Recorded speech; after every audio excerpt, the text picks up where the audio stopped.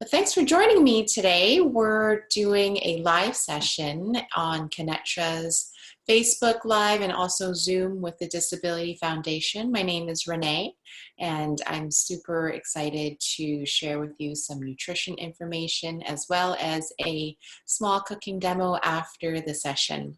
I'm going to share my screen. We're going to start off with a little webinar that I've created for you today, and we're talking about GERD and acid reflux. A lot of people suffer from acid from the stomach coming back into the esophagus, and you can tell, everybody suffers from that once in a while, but if it does bother you more often, then you might want to seek out a doctor or your dietitian. All right, so I'm Renee. I have a master's degree in clinical nutrition and also a registered dietitian. And I am in Vancouver, BC, Canada, and I own this company called TrueNosh. And it is all about eating without sugar, making products that are all gluten-free and also vegetarian. So thanks for joining me, and let's go and talk about why we're talking about acid reflux and GERD. So GERD is a digestive disorder, actually, and it occurs when acid from the stomach comes back up into the esophagus, and you will sometimes feel like you can taste your food that's a little bit more acidic, and it can irritate the lining of your esophagus, which causes a little burning sensation, and that's not always very nice when you feel that way. But it doesn't occur often for regular people, but some people actually has this problem every day. And GERD affects many people of all different ages, from infants to older adults. People with asthma are actually at a higher risk of developing GERD, mostly because of the medications that they're on. So some complications over time if GERD doesn't disappear on its own, or you don't treat it with medication or diet practices. And I'll talk about different types of practices and lifestyle changes, as well as nutrition information that you can take on later on to see if you can decrease your GERD symptoms and attacks. So if you have persistent GERD, sometimes the narrowing of the esophagus, so it's esophageal stricture, because the damage done from the acid coming back can occur in the esophagus and form scar tissues. And then if the scar tissue forms and doesn't go away, it forms a blockage and can lead to swallowing problems. And that's not good, because we need to swallow to absorb nutrients. So also, if it occurs long enough, an open sore can be in the esophagus. And the acid can wear away tissues in the esophagus and cause this sore to be an open sore, and can lead to bleeding, pain, and obviously you can't swallow because there's so much pain. And then sometimes it can lead to precancerous changes in the esophagus, and sometimes it's called the Barrett's esophagus. And damage from this stomach acid causes changes in the tissue in your esophagus and can lead to an increased risk of esophageal cancers. So if you have persistent effects of GERD and always have acid reflux, you do want to go to a doctor and see what things that they can do to minimize the acid from coming back up to your esophagus. All right, so some risks. People experience reflux, and it happens, when you burp, and then you feel an acidic taste in your mouth, or you feel some sort of heartburn, right? Heartburn is a symptom of GERD, and they can interfere with your daily life. These are often symptoms that occur less frequently, but then if you think that you experience these symptoms often, you should go and seek out some help with a doctor. So you can see acid regurgitation, retasting your food after eating it, pain or difficulty swallowing. There's a sudden excess of saliva, so you have a lot of moisture in your mouth. That can be because of GERD. And then a sore throat that doesn't go away, okay? Laryngitis, or when you speak, there's hoarseness in your voice. And if you have gum disease and it constantly is inflamed, you want to go and take a look at that. Cavities can also be an indication that you have GERD, and bad breath and sometimes chest pain. So you want to seek medical help when you have these symptoms that occur more frequently. Other risks, so obesity can also cause increased risk of GERD because you have excessive tissue that causes the bulging of your stomach and can cause that stomach acid to go back up to the esophagus. You have hernia that can also be something that you need to take a look at when you go see a doctor if you have pain in the chest. Pregnancy, the baby can also cause the stomach to bulge up and can squeeze that stomach fluid back up into your esophagus. And then also connective tissue disorders such as scleroderma and delayed stomach emptying. So I'm just going to take off the screen for a moment, just to escape this. All right. Apologies. And then factors that can aggravate acid reflux can include, well, if you're a smoker, if you're eating large meals all the time, or you're eating late at night, all right? Certain foods that are considered triggers, such as really fatty foods or deep fried foods, you want to stay away from. And sometimes really high acidic foods, such as citrus foods, lemons and oranges and grapefruits. And also sometimes like tomatoes can also cause trigger foods to cause your stomach acid to increase and back up into your esophagus. Certain beverages, such as alcohol, coffee, and some medications such as aspirin can also lead to acid reflux. When your doctor diagnoses you with GERD, you can expect to get an X-ray of the upper chest or your upper digestive system. They can also put in a camera into your esophagus to look around inside, and that's called an endoscopy. And then there's also a pH test, or an ambulatory acid test, that monitors the amount of acid in your esophagus. And then your esophageal impedance test, also the movement of the substance that goes back into the esophagus. So these are some things that your doctor can suggest you go to screen your digestive system to see if you have acid reflux.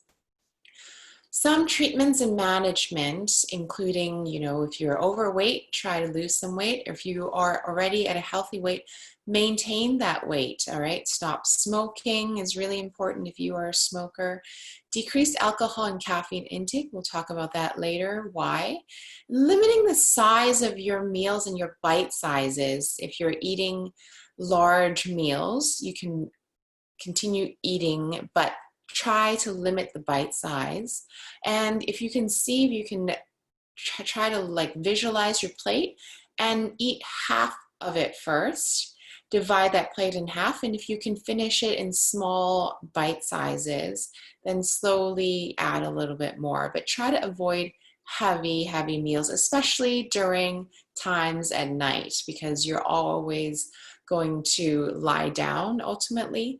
And lying down can also cause the stomach acid to black flow. So try not to lie down or sit, too low or in a reclined position within 2 to 3 hours of eating. Chewing is super important too, because a lot of people don't even chew and they just swallow. And that's a common practice in our world today, which is very unfortunate. Chewing is really important, and you take time to really taste your food and to really start the digestive process in your mouth.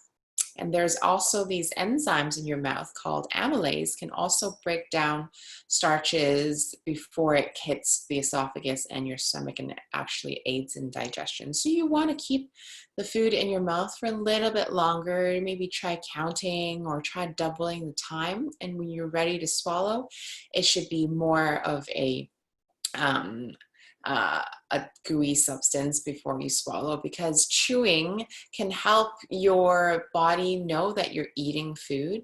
As we said before in a previous session, that your stomach takes about 15 minutes to know that you've eaten something, and it tells your brain that you've eaten something. So chewing also helps elongate that time so you can eat slower and less food. Your physician may also recommend medications to treat reflux. So sometimes, you know, you can go to a drugstore and antacids or H2 blockers may decrease the effect of stomach acid. These are also called proton pump inhibitors, because protons are essentially hydrogen and they're acidic and can also be effective in decreasing stomach acid. So if you're really experiencing bad heartburn, you might want to consider a antacid such as Tums, right, or Pepcid to help you alleviate some symptoms. But a long-term a sustainable nutrition regimen can really decrease your chances of getting more acid reflux attacks, okay? So what is the Gerd diet? There's really no prescribed Gerd diet, but some things I'm gonna tell you is try to eat complex carbs versus simple carbs. And what complex carbs are? Whole fruits and whole vegetables and whole grains. All right, so try to limit your intake of white rice and white flour. If you always go to the grocery store, try to look at whole grain pasta and brown rice and quinoa. Those are all really good substitutes for white rice and regular flour. Excuse me. You want to avoid foods that have food and beverages, right, that has high fructose corn syrup. That's a simple carb, and limit the consumption of sweet fruit juices. All right, juices don't have the fiber and the protein in it. It really is a lot of sugar, and that's in a simple form, and you want to try to limit that and try to eat a whole fruit and sample for like a whole vegetable or a whole peach, right? And eating fruits that have lower acid. So citrus foods and juices have high acidity. And you can also avoid things like garlic and onion or spicy foods, as well as some tomato products. I'm going to teach you later how to change up some products that are known to be higher in acid and decreasing it by adding different types of vegetables, right? And yeah, some people feel that chocolate also worsen their GERD sensation, so you want to also limit the amount of chocolate that you eat. So fats, well, saturated fats from red meat and fatty poultry and high fat dairy can also cause increase in acid reflux. Try to limit high fat foods, especially when foods are deep fried. Fatty ground beef, you can choose a leaner percentage when you buy ground meat. And sausages, hot dogs, bratwurst, and chicken nuggets and chicken wings are also things that you want to limit. And try to choose leaner cuts of meat, such as chicken breast, okay?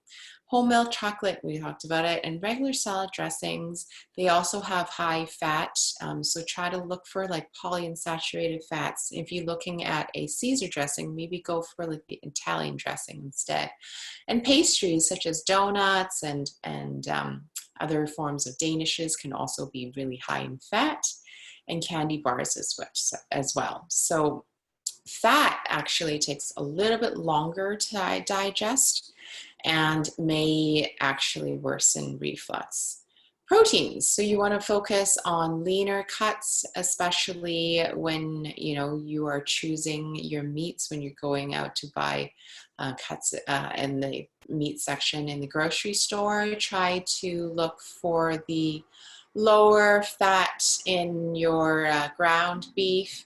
Try to look for the chicken breast or the ground turkey instead. And you want to eat proteins in smaller amounts throughout the day versus a large, big piece of protein, all right? And then, if you're choosing cheeses, try to use a low-fat cheese or try to use smaller amounts, right? And smaller amounts meaning you can grate the cheese to make it feel like there's more of it. And even using beans and chickpeas versus meats with high saturated fats can also increase your amount of fiber in your protein intake as well. Some lifestyle changes that might help you decrease your chances of acid reflux. Try sleeping on your left side. Thinking right is wrong, which is an oxymoron, but you want to think that the gravity can pull your stomach to one side, and the way that your stomach is connected in your body, sleeping on your left side can help alleviate some of the pressure that's on your stomach, and you can try that for a few nights to see if that can help. Wear loose clothing. The tighter the clothing, the more pressure that you put on your stomach, and then can also to increase your chances of the acid coming back into your esophagus. So loose clothing works. And if you don't know what foods trigger your symptoms, maybe write down a diary for at least a week to see what foods and habits cause symptoms. And you want to make sure that you write down the spices, also including the amount that you eat, and the time also is important too. Relax during meal times. People are always on the go. Try to sit down for meals and snacks, and don't grab and go and eat on the run, because eating too quickly will always be not a good thing for your stomach, and also the digestion is impaired, all right? And give your body enough time to feel satisfied, all right? We talked about eating smaller meals and more often. So instead of eating 3 large meals a day, try to split it up into 4 or 5 meals each time and see if that helps, all right? Pausing mid-meal to see if you're actually satisfied, because people often don't think when they're eating, and usually if there's a big meal, they just gobble it down and then do something else because there's other things that they're putting in their priority list versus their health, all right? And when you're chewing gum, try to limit the mint versions, and try to also limit hard candies, and use drinking soft drinks or fountain drinks. Carbonation also is a form of acid, so you don't really want to drink too much carbonated drinks, because this will decrease the amount of swallowed air in your stomach, which often leads to reflux. Mint also relaxes your esophageal sphincter, and therefore, if the sphincter is relaxed, then stomach acid can easily flow through. So if you're a gum chewer, try to find a non-mint flavored gum, or wait at least 30 minutes after a meal, all right? Beverages that you want to reconsider. Alcohol is one. Beer and distilled liquors are associated with increasing gout, we talked about, and also reoccurring Gerd. And try to moderate your consumption and avoid or limit alcohol, especially carbonated drinks, because carbonated drinks are higher in acidity. Caffeine. Some research suggests that caffeinated beverages such as coffee, tea, and soft drinks are associated with acid reflux. And drinking caffeinated drinks may not be appropriate also if you're taking medicine and other medical conditions. So you always want to talk to your doctor about how much caffeine is right for you. Your goals.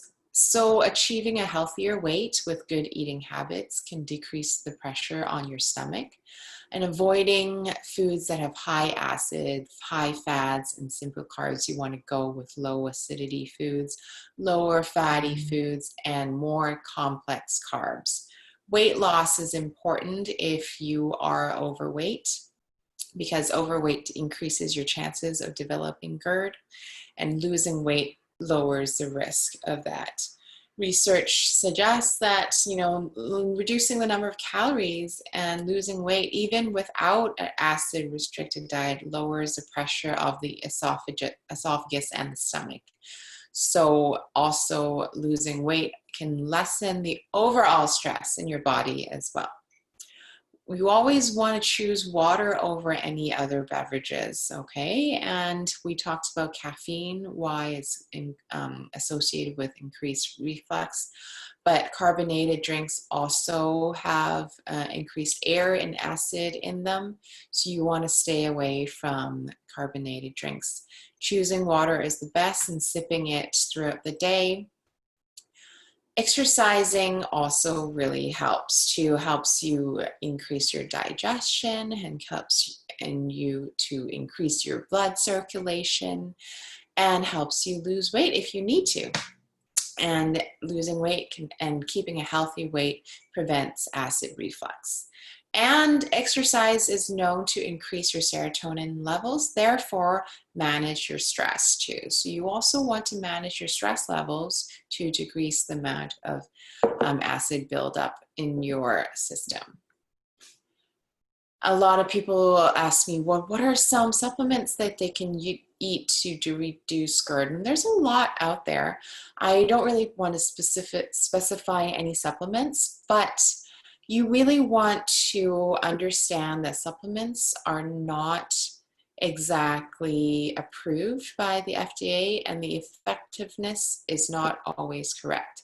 Some manufacturers list ingredients on the label, but it doesn't actually, are tested inside the bottle. So that's also something that you want to be cautious of. And you can always go to the Natural Medicines Comprehensive Database to see and confirm the safety and effectiveness of some drugs that are out there. Physical activity is super important for GERD and lowering acid reflux, all right? So you can take up like light jogging or, walking on the spot or doing stretches and some yoga. That can also really help with the overall general health and circulation and decrease the pressure on your stomach and help you improve your digestion as well. And building muscles help protect against obesity, right? It increases your metabolism. Muscles promote insulin sensitivity, therefore decreasing your chances of getting diabetes. And most importantly, it promotes circulation, and it plays an important role in preventing chronic diseases. And as you know, in the very first slide, we talked about chronic GERD leads to a lot of different chronic diseases, just as esophageal cancer. And muscles are really important, especially in the old age, because it increases your lean body mass.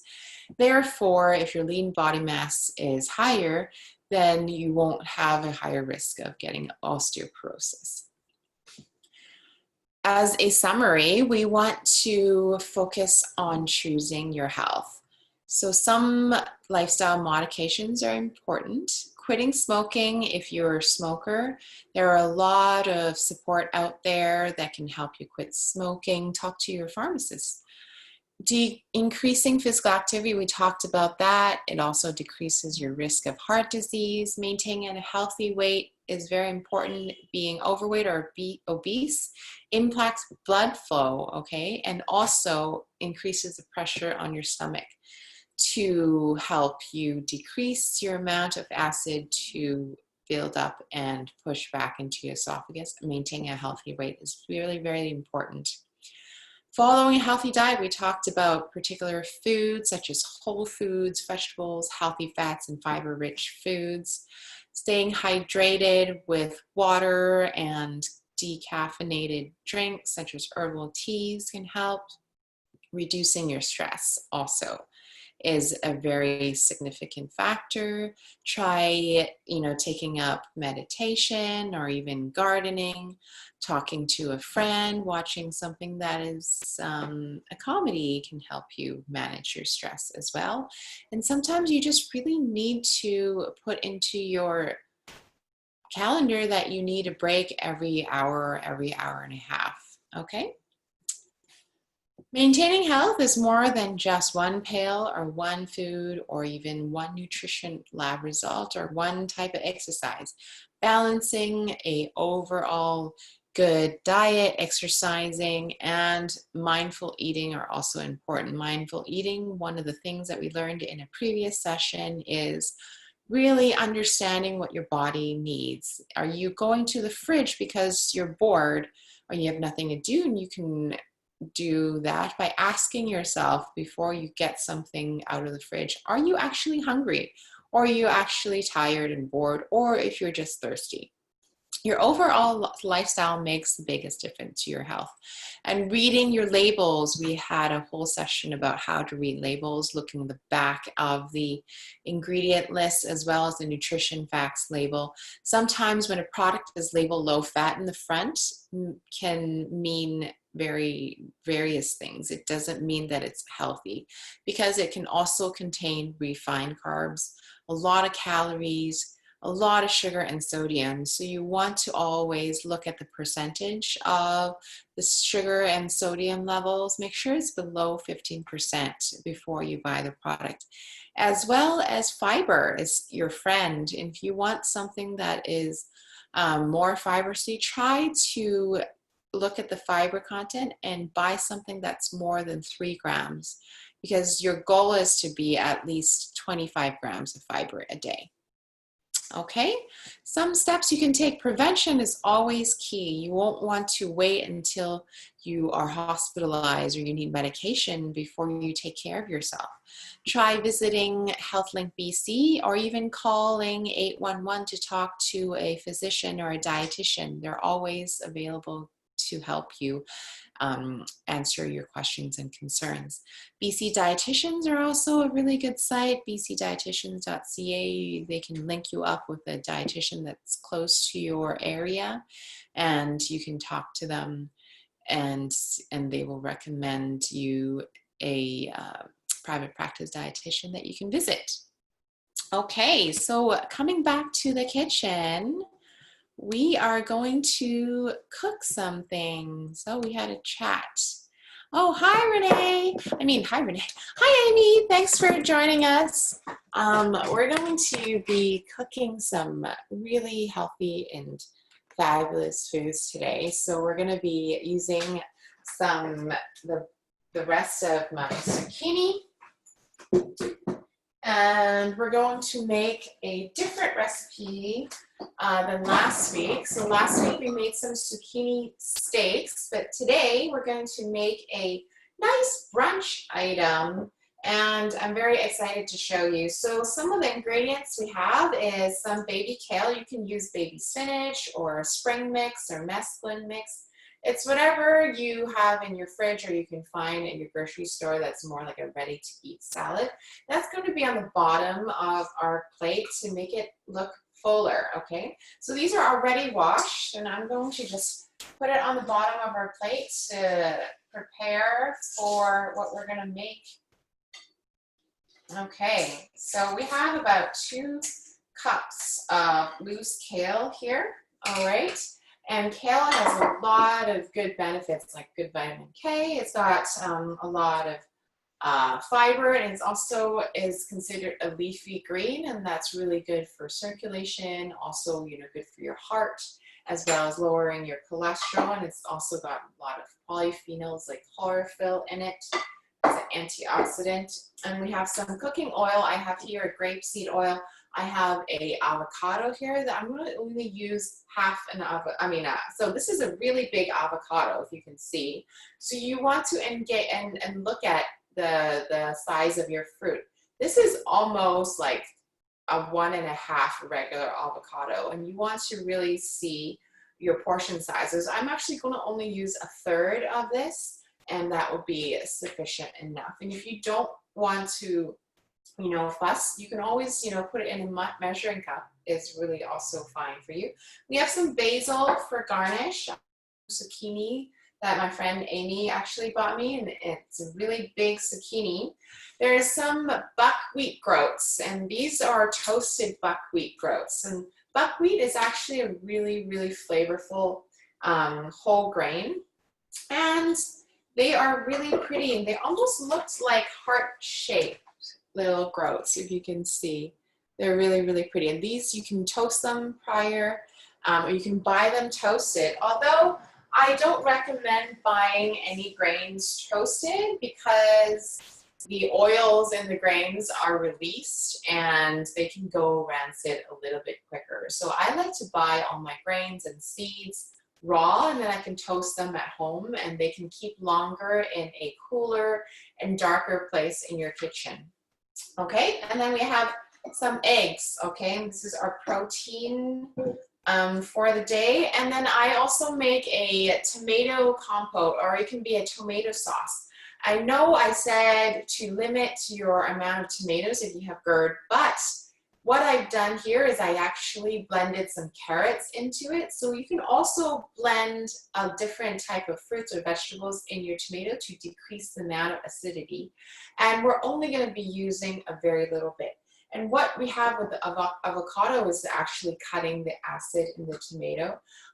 So that can also be something that you can use at home if you have tomato sauce that you want to use up, but you also are afraid of acid, high acid. What you can do is put tomato sauce in a blender and throw in either zucchini or carrots or beans or green peas or even like peas into the blender, and then you can decrease the amount of tomatoes that you're using in your recipe, right? And this is exactly what I did with my tomato compote. I added carrots and I also added coriander seeds, so this is not going to be as acidic as before. And also limiting the amounts that you use can also affect the acidity in your overall meal. And because we're using avocados and kale and zucchini and buckwheats, that can also cut the acidity. And I have a little piece of Parmesan Reggiano with a little grater that we're going to finish off the dish. So as I said, decreasing the portion sizes with a grater can actually help. A grater can actually make the amount of cheese look a lot fuller. Therefore, you don't need too much of it, right? Okay, so what I'm going to do is I'm going to cut the zucchini into larger pieces, like zucchini steaks. These are really, this is a gigantic zucchini from Vita Farms in Richmond. Okay, so I'm going to just cut two. All right, and these are going to be acting like a bread instead of any bread that we're using. So we're going to make like a really fun sort of a eggs Benny style brunch dish today. So I'm going to turn on the skillet and I'm going to add about a teaspoon of oil into it. And then on the other side of, I have another smaller skillet for my eggs. And if you have poached eggs, you can go ahead and do that too. Whatever you want with your eggs, you can also do that. So I'm going to turn both of it on, and I'm going to bring you guys closer to the stove once I'm ready. I'm going to open my tomato compote, and it smells great. I can smell the coriander seeds and a little bit of the carrots. The carrots also provide a little bit of sweetness as well as extra fiber in your sauce. So when the zucchinis are cut, you can place them directly on the oil and then wait for the sizzle to happen. And during that time, I'm going to add a little bit of salt, okay, onto the zucchini. Just a little pinch. And then a little bit of pepper also.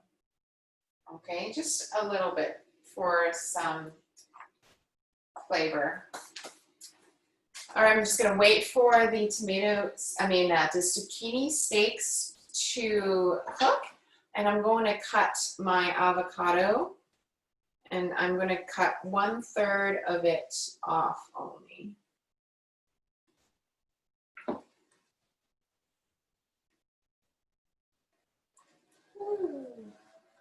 Isn't that beautiful? Avocado is actually also, you know, a happy food if you can imagine. It's got a precursor to serotonin in it. And what I'm going to do is to make a little paste for my zucchini steaks. So what I've done with the avocado is cut them into little cubes, and we're going to spoon it out into a mixing bowl.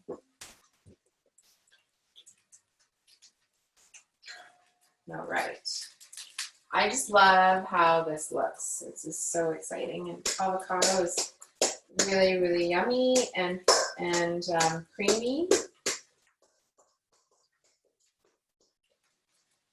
All right, so I'm going to use my spoon to mix the avocado around.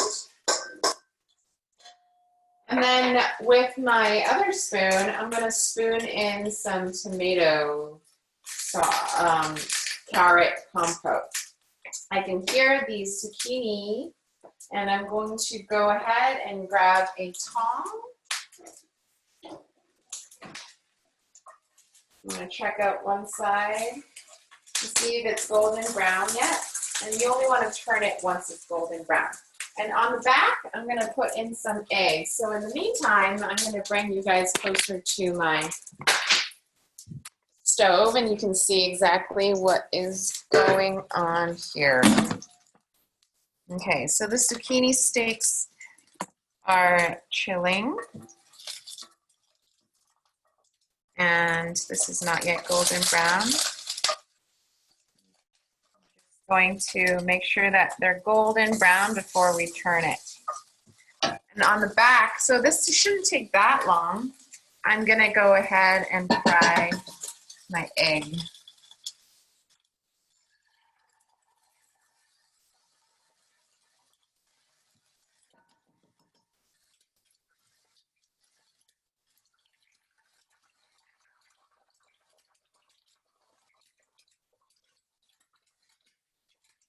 Great. The eggs are almost ready also, and I'm going to turn my zucchini around. As you can see, it's nice and golden brown on one side.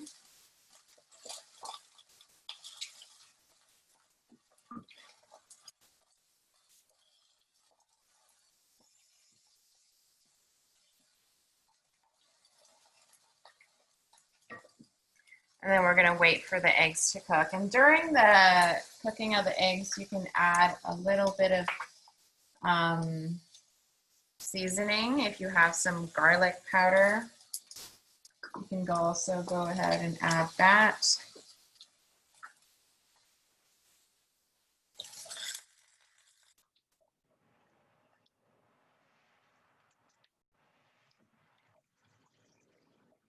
On the other side of that one,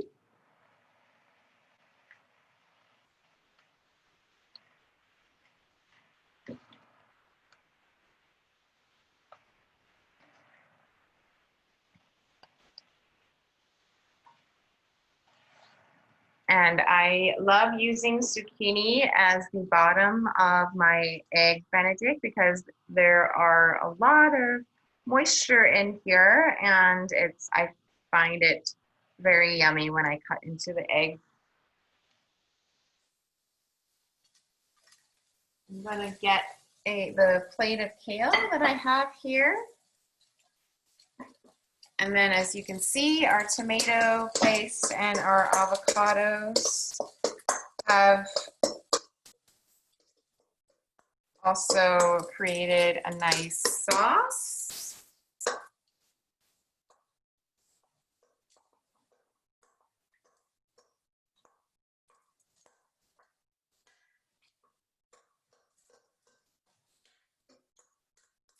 And once we mix that in, I'm gonna add a little bit of the buckwheat groats in the avocado mix. So it's about a tablespoon of that in here.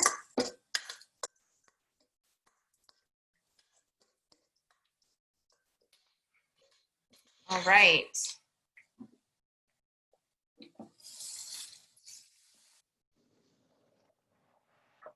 Okay, so I'm going to turn this heat off because the zucchini is pretty much finished cooking.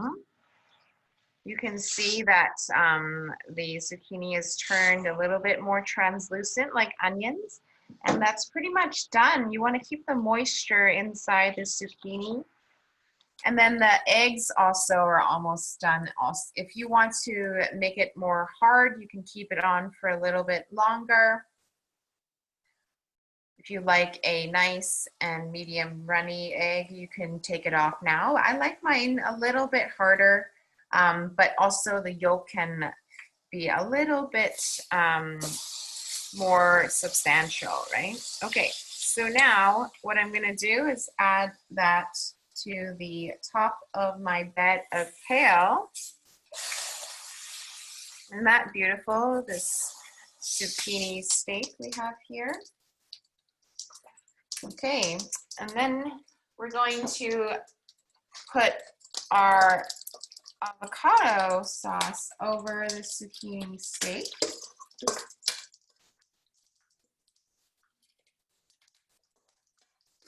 On top of the zucchini.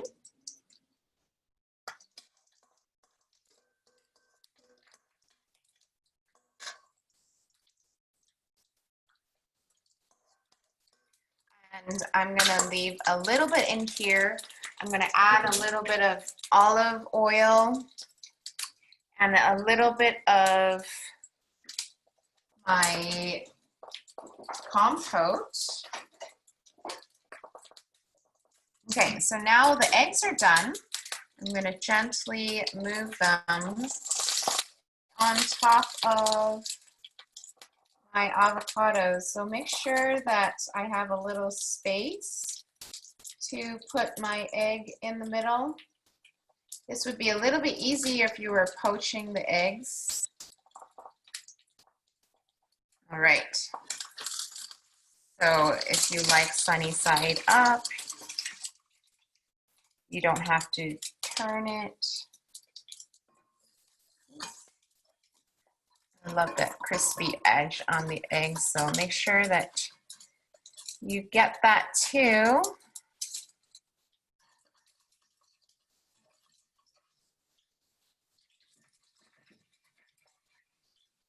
There you go.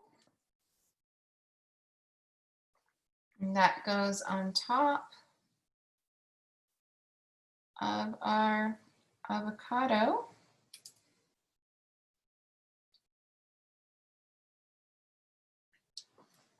And all of it is turned off. And I'm gonna bring you back to the front here. And you can see what I'm gonna do with the other dressing. So I left a little bit of the buckwheat on here. I mean, buckwheat and avocado and tomato and carrot. And I'm gonna add a little bit more of this tomato carrot paste. Okay, and then a little bit of olive oil. So this is just some extra virgin olive oil. We're not gonna add any vinegar because the tomato is good enough. We're just gonna toss it around a little bit more.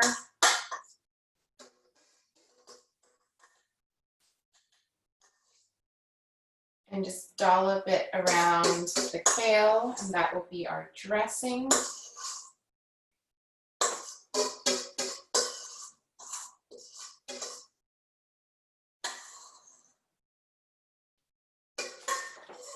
Excuse me. And then at the end, you want to grate a little bit of Parmesan cheese. It could be whatever cheese you like, directly on top.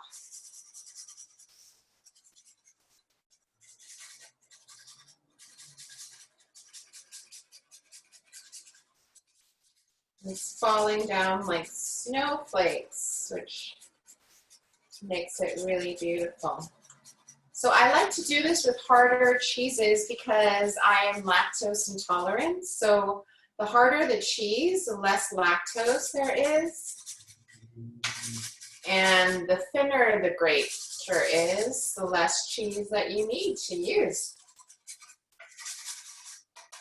Okay, so there we go. We're gonna garnish it with a nice bouquet of basil that I grew in my garden. And the basil will really add a lot of flavor and color to your dish. All right, so here's just like a nice brunch idea for you, and I hope you guys enjoyed today's cooking demo, and you can try this at home. All right, is there any other questions for me? What you can do is also sprinkle some extra buckwheat groats on top. So these are toasted, so if you buy untoasted, you want to toast them to cook them, and this will give it a good crunch when you're eating this dish. And you'll find that you don't need too much sauce because the zucchini is juicy enough. So once you cut into the zucchini and the egg, you'll find that it can create a sauce also for you to eat the salad with.